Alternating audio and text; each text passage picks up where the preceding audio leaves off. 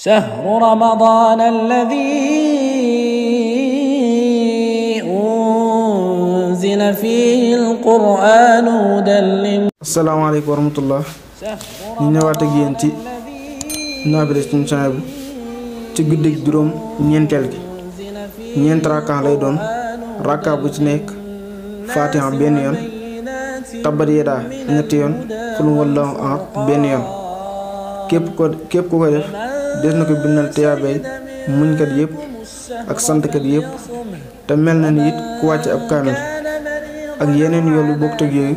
ñu leen jox dig daje bu suba ak jàmm insha Allah. شهر رمضان الذي أنزل فيه القرآن هدى للناس وبينات من الهدى والفرقان